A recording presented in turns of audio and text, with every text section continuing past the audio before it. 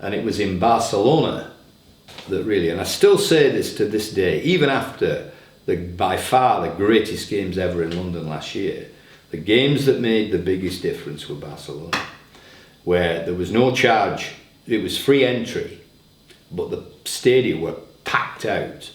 On the first night of a pretty poor women's wheelchair basketball game between Spain and the USA, there were 6,500 watching that.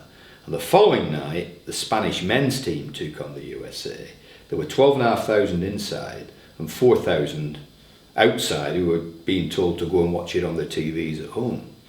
And so it was the first time that hundreds of thousands, and I'm sure in the end it was probably about 1.5 million, fans came out to watch Paralympic sport. And that's something clicked in my head then. That's it, we're on a roll here.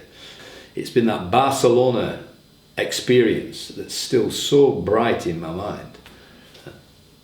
Was Barcelona just a kind of a happy accident, or was there something else? No, I don't think so. I think that in Spain at the time, I think that Samaranch, who's known for being the man that brought the IOC out of the dark ages, and particularly with Los Angeles, where there were no Paralympic Games in '84.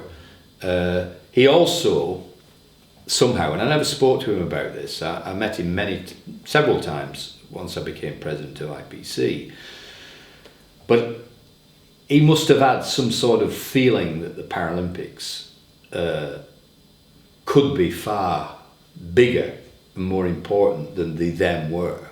But I think he put that sort of attitude into, he was from Barcelona, into the fact that, not quite as the Chinese said in 2008 for Beijing, games of equal splendour, but we had some very good people in the organising committee of Barcelona who believed in the Paralympics, and our CEO of the moment, Javier Gonzalez, that's where he first came into contact with Paralympic sport, a Catalan from near to Barcelona. And we also had major backing from the Fundación ONCE, with ONCE being they are the foundation and the organisation for blind people in Spain, and they make most of their money from having the right to have the national lottery of Spain, and therefore I think they put what was then a massive figure into the Paralympics. I don't know if it was the equivalent of $30,000 or something, $30 million, or something like this. But I know there was major investment into the Paralympics for the first time ever, I would say. And I know that Samaranch was behind that. I know that there were other Spanish people involved in Paralympic sport in Spain who were behind that. And, for the first time ever, if Spain had got through to the semi-finals of the wheelchair basketball, in the end they were 6th and we were 5th, Great Britain, in the men's, it would have been televised all over Latin America.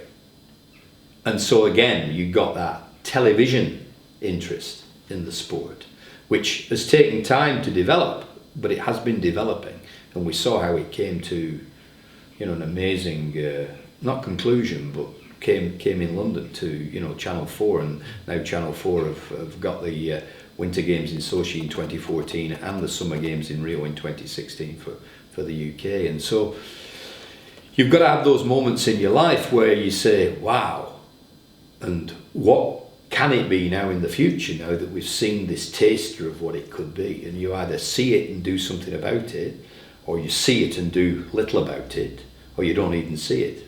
And I think that I saw it, and then when I got the chance, but 10 years later, we started to do something about it.